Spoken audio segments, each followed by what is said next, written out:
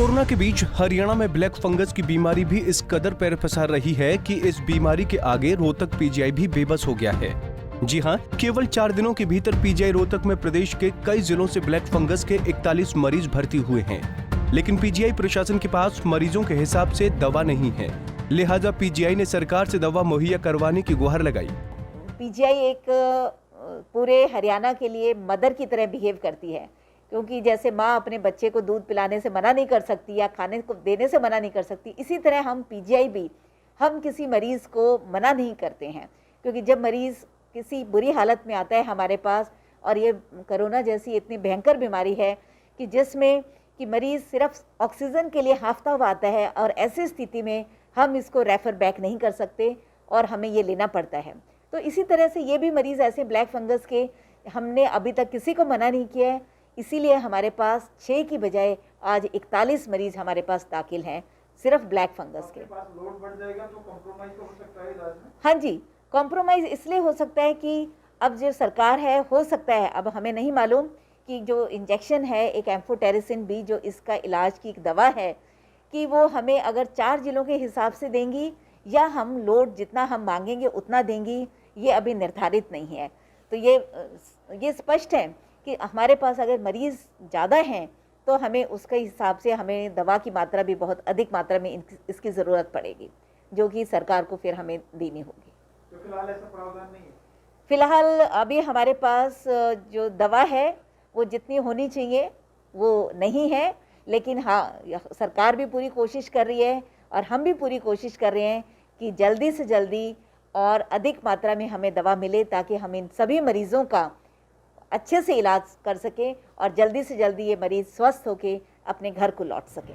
PGI Rohtak के MS doctor Pushpa Dahiya ने बताया कि अधिकृत तौर पर उन्हें सिर्फ 4 जिले रोहतक, जींद, चरखी दादरी और महेंद्रगढ़ के ही मरीज भर्ती करने हैं, लेकिन पीजीआई किसी भी मरीज को वापस नहीं भेजती। ऐसे में पीजीआई रोहतक में ब्लैक फंगस के मरीजों की संख्या 41 हो गई है और दवाइयाँ कम पड़ने लगी हैं। और हमारे पीजीआई के लिए हम 4 डिस्ट्रिक्ट हमें अलॉट कर दिए गए हैं, जिसमें रोहतक, जींद, चरखी दादरी और महेंद्रगढ़ है।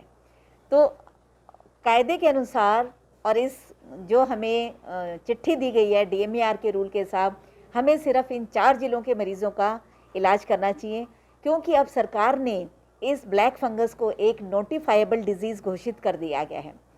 तो जब भी किसी बीमारी को हम नोटिफाइबल डिजीज़ के रूप में घोषित करते हैं, तो ये ज़रूरी है कि जो भी हमारे पास मरीज़ आए वो सिविल सर्जन से रेफ़र होकर आए, ताकि वहाँ नोटिफाई हो जाए, या हमारे पास भी अगर डायरेक्ट आता है तो हमें उसको नोटिफाई करके हमें उसकी जो जानकारी है सिविल अस्पताल को देनी चाहिए, ताकि वहाँ से आगे सरकार को चली जाए।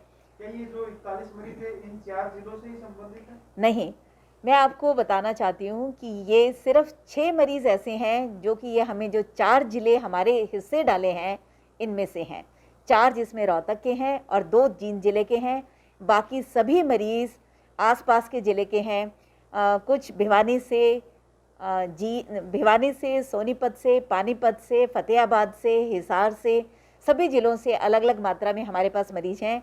अगर डिस्ट्रिक्ट वाइज अगर बात करते हैं तो हमारे पास ये सिर्फ 6 मरीज़ होने चाहिए, ताकि हम जो हमें डिस्ट्रिक्ट अलॉट किए हैं रोहतक और जींद इनके हैं। ब्लैक फंगस बीमारी के बारे में जानकारी देते हुए डॉक्टर पुष्पा दहिया ने बताया कि कोरोना संक्रमण के 25 से 30 दिन बाद ब्लैक फंगस के लक्षण दिखाई देना शुरू हो जाते हैं। उन्होंने बताया कि कोरोना से ठीक होने वाले लोगों को गला, आंख, नाक और कान की सफाई का विशेष ध्यान रखना चाहिए, वरना ब्लैक फंगस का इन्फेक्शन तेजी से फैल रहा है और कोई भी इसका शिकार हो सकता है। मैडम, ये ब्लैक फंगस क्या है और ये कैसे फैल रहा है?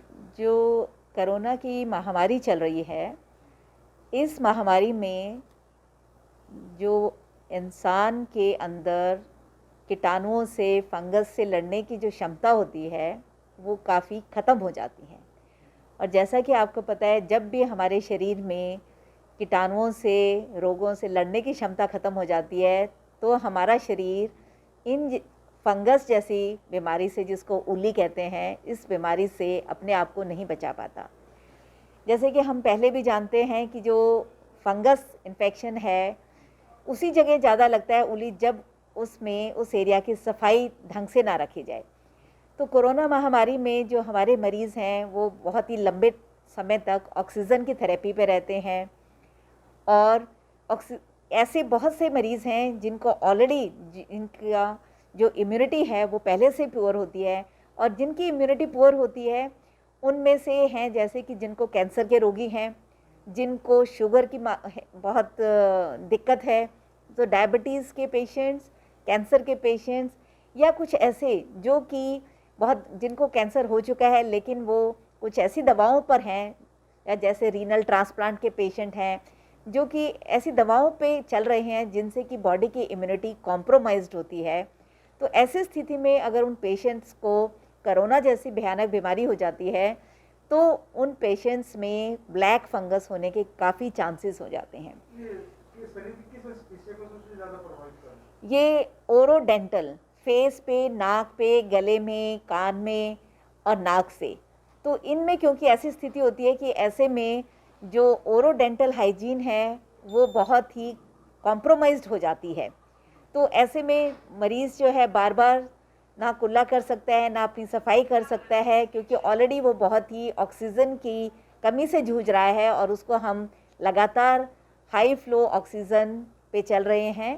तो ऐसे में उनको फंगल इन्फेक्शन होने के काफ़ी चांसेस रहते हैं। आंखों पे भी ज़्यादा असर आ रहा है? हाँ जी, उनमें आँखों पे मैंने जैसे बताया है ना कि इसके थ्रू, आँखों के थ्रू या मुंह के थ्रू, नाक के थ्रू, जो हमारे साइनसेस हैं वो उनके थ्रू ये आगे ब्लड में फैल जाता है, जिसमें कि आँख, नाक, कान, गला, ये सबसे ज़्यादा इफ़ेक्ट हो रहे हैं। अच्छा, इससे बचा कैसे जा सकता है? इनका बचने का तरीका है कि जो लोग, जैसा कि हमारे यहाँ बहुत सारे मरीज़, मैं आपको बता देती हूँ कि 41 मरीज़ हमारे यहाँ दाखिल हैं जिनको कोविड हो चुका है।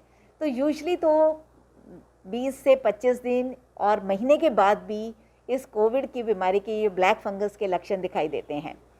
तो इनका है कि मरीज़ों को जब एक बार कोविड से निजात पा जाते हैं, या जिनको सिर्फ mild degree of Covid infection रहा और जो कैंसर से पीड़ित हैं या उनको शुगर है, उनको अपनी सफाई का बहुत ध्यान देना चाहिए। ओरोडेंटल जो हाइजीन है उस पर बहुत ही ध्यान रखना चाहिए ताकि ये फंगस जैसी भयानक बीमारी उनको ना आ जाए।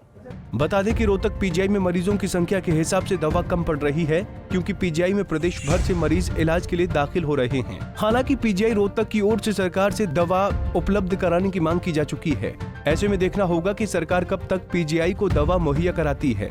रोहतक से दीपक भारद्वाज, पंजाब केसरी टीवी।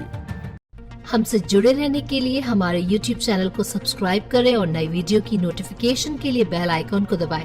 अगर आप ये वीडियो Facebook पर देख रहे हैं तो लाइक जरूर करें और ज्यादा से ज्यादा शेयर करें। धन्यवाद।